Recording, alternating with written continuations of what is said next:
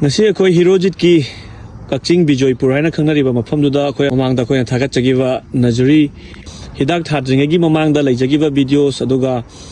hojik amuk hidak sing akhoi pigraba kram hidak pigi bage hai kanda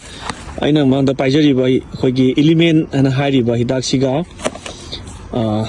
PCT 410 ana hairiba hidak ani se hidak ani si akhoi thajaramba mafamdu maktada akhoi laksabani aduga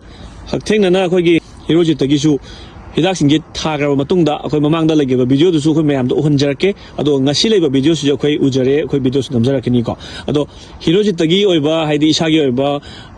sigi hidak singge sinagraba matungda honga iba changes mayam sigi oiba ko Hirojit ki oiba wafam khutang thambiramu khoi first hojik ki morok chara singje fungus ka ga koring ka mongda toromane ba adudagi nan hidak piram badu kano hidak piram badu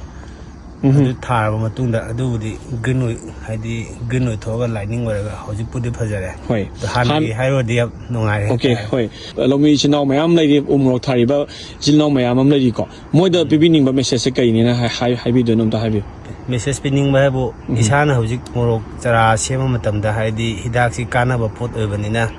haidi atopa isana budi hana mamang da hidak mayam sinare sinab sida haidi kana ba soy kana da ba soy hidak tinga topo yawe amom da haidi sega ado hojik ki hidak ano budi ingon da latest wena to sigi poche mamang da abda sinadari ado handak latest wena sinaba sida mama handak ki morok chara sema sida phanggisai ki atopa budi ka kare wang samtan di ka kare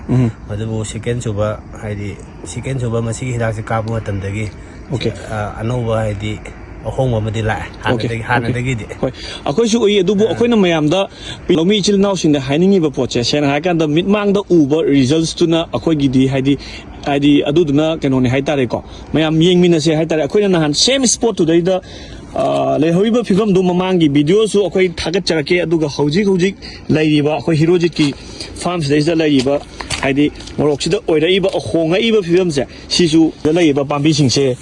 haidi khutna thengba phange haitare ko aduga lemhoriba phaidom mayam se tungda lairiba haidi around 60,000 muki lising yang khaimanga humpu muki oiba charagi jaga oiba mafam sida lemhoriba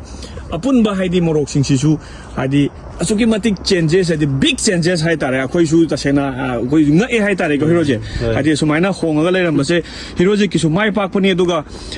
haidi Manipur gi lomi praja haitare ne ko maroina umorok thariba ichili no mayam da su haidi mato sumai toraganda yamna luna khalami ba leina do haidi matam chana ba hidak makhal sing do thaba kanda sumaina change torok pase haidi Hirojit su paulobiu Hirojit ki number so khoi makha da hapcharam ge aduga any ke gumba haidi mayam na hena kumna khangbi ning ba le ka su area grogi picture ri contact number amadi WhatsApp number sta